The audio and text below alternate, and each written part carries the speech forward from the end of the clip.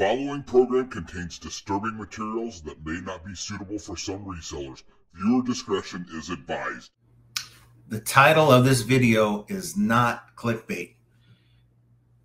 Making big money on eBay with little money, without having big money, is certainly possible. How do I know? You're looking at them. Now, a lot of you know the story. Some of you guys don't know the story. But the story is back in January of 2023, early February 2023, I was struggling, guys. And I was buying stuff and not really being able to sell it at a good price. A lot of it was what I was selling. You guys know that. But I decided then and there to make a change because it was very, very bad, guys. We're talking, just trying to make ends meet, driving Uber Eats, having Jenna, my wife, do the same. Not something that I wanted to do, but we had to do it to make ends meet. And I came to a realization. What I was doing wasn't working. Had to change course, had to pivot, huge pivot. And that's what we did. Now, there's some requirements here. You're going to have a knowledge of things. So, new resellers, you're going to have to learn the ropes, what sells, what doesn't. You're going to have to learn where you can go to buy goods and where you're not going to be able to get the best item, because it's majorly about what you sell, okay? But in this video, I want to talk to you about the mindset, because I think for some, the mindset is holding some of you guys back from making a similar change in how you operate. And maybe you even have the right things to sell, but you're caught up into so much into what you can maximize or get out of an item because you saw that item sell on eBay only a month ago and they got full ask for it. So what am I talking about? Well, let's say you have two sellers, okay? They both go and buy an item that is $5. $5. You get a good deal at a yard sale. $5. You have two sellers that find the same exact item. This is an illustration that I want you to see, okay? Because I think sometimes we have to see it play out to understand the math behind it. It's selling on eBay as a math game, okay? So in this particular case, you have two exact sellers on eBay, same account health, pretty much the same status, and there's no two sellers that are the same on eBay, but pretty much same setup. They both go out and buy the same $5 yard sale item. They look on their eBay app, on Terapeak, product research, find that this item has sold for $200. Okay, so they think, okay, this is potentially a $200 item for $5. This is a heck of a deal. Now, the first seller, seller one, he decides to set the price at $200 because that's what he saw it sold for only a month ago. This seller doesn't offer any discounts, no markdown sales, no coupons, does not accept offers. In fact, he ignores the notification from eBay that you do have watchers to send offers to watchers. Like, no, I don't want to deal with any of that. Just want to sell my item at what I know that I've seen it sell for. So I'm not budging off that price. Okay, fine.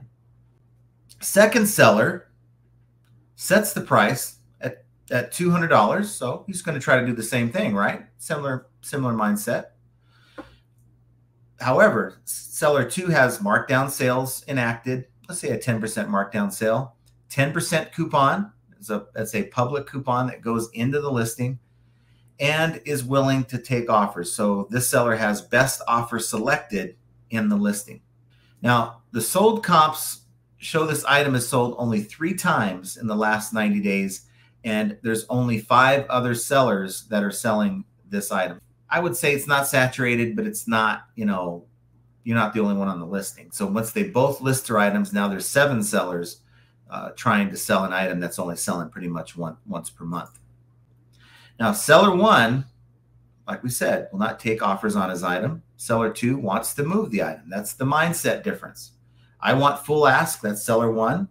Seller two, look, I'm just trying to make money here. I'm trying to get this thing sold. That's the mindset difference. Seller one ends up selling the item 2 months later at full asking price. Awesome, right?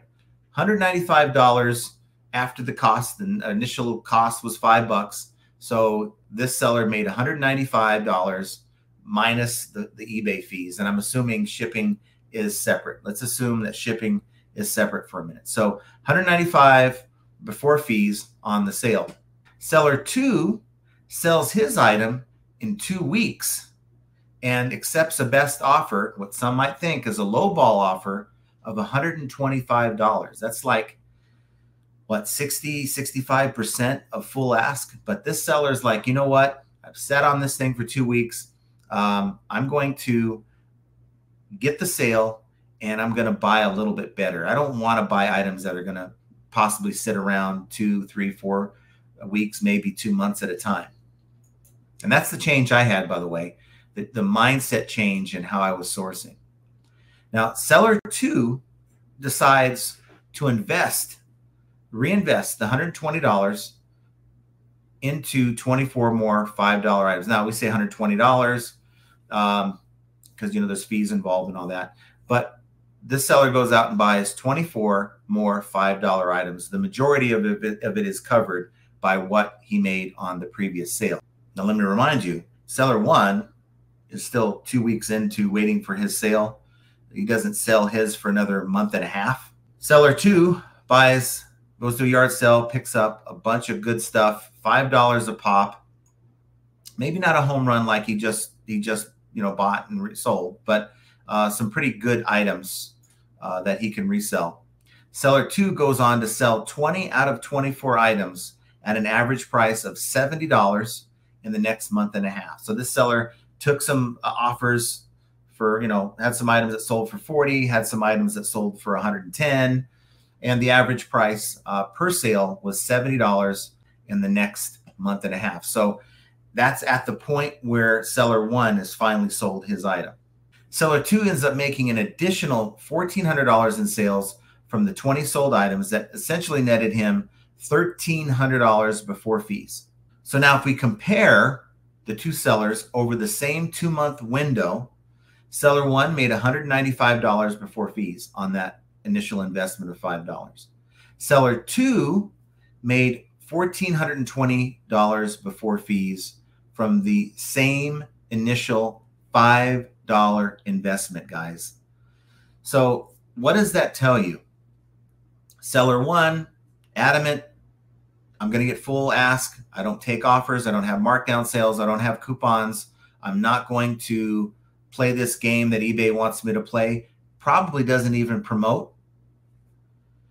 Seller 2 does all that, maybe promotes, sells 21 out of 25 items from that same initial $5 investment, still has 4 more items that they can sell. Seller 1 sold out, unless we're talking I'm assuming they had a previous store. And who do you think is winning here? Well, I would think, hands down, the numbers speak for itself. Seller number 2. So that's the numbers, guys. That's what we mean when we want the churn. We want to churn this investment. We want to take this $5 and compound it, so that over a period of time, we're making good money on the platform. Now, this is no brag at all, but this is another illustration of what I'm talking about. You can go to my store right now. It's Value Trends with a Z, one word, on eBay. I have made the last 7 days, this is the chart right here, $3,200 the last 7 days. Last 31 days, over $14,000 in sales. Last 90 days, $35,000 in sales. Now that's in sales. That's gross, not net. Net, I'm at about a 48% profit margin after it's all said and done. So you do the math on that. I'm doing well. I'm making more now than I did at my corporate job when I was in management and the salary and all that. And this just shows you what I'm doing. Now, would it surprise you at all if I said that I'm currently under 200 items in my store?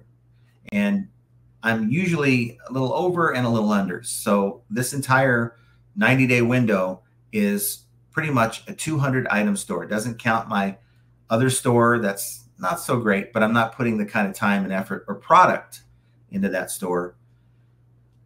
Not counting my cross listing, not counting all the other things that I do, YouTube and everything else. If I was to not do YouTube anymore, if I was to get rid of the cross posting in the secondary account, I could pay my bills with this. Now, it all comes from making that tough change, getting out of the mindset of buying long tail items that, yeah, will eventually sell and will probably sell at full ask, or buying similar items or maybe very different items depending on what you sell or what you have available to you. That's the tricky part for some. And finding items with higher sell-through rate that can make me 10, 15x, sometimes not that high, maybe 8x, depending on the situation. And it's selling like once every 2 or 3 days. And at worst, maybe once every week, 2 weeks at worst. And I'm not buying that item again if I can help it. And it's staying away from the items that just sit and sit and sit, and you're waiting and waiting and waiting for that unicorn buyer. And it doesn't take a huge investment, guys. We're talking, you can go to a yard sale right now with $5 in your pocket, find the right item, sell it for a good profit margin. Let's just say you take $100 for it. Let's say you take $50 for it. After fees, you're going to buy 8 more items because you're going to get about $40. Maybe you're going to get 7 more items. Maybe you're only going to get $35 after fees and everything. Take that 7 items for $5 each. Flip those each for $50. That's now $350 worth of items. After fees, you're probably going to be about $275. You're going to have a lot to spend at the third yard sale, guys. And that's how you build your business. That's how you build your capital. But you don't build it by sitting on items that are just going to collect dust. We are not in this business to run a museum. You might have some very, very cool pieces, and I'm not going to disparage anything that you're selling, but at the end of the day, how does eBay feel about your item? How does the market, which is the collection of buyers that visit eBay, how do they feel about what you're selling? So hopefully this math will give you some ideas on what you should be doing. In my opinion, everyone has their own business model. I get it. This is my business model. So I'm sharing with you what I do. But figuring out what's right for you and how to get that money is yet another example of how flipping ain't easy. And I want you guys to have an excellent day. Go get those sales, guys. We'll talk to you very soon.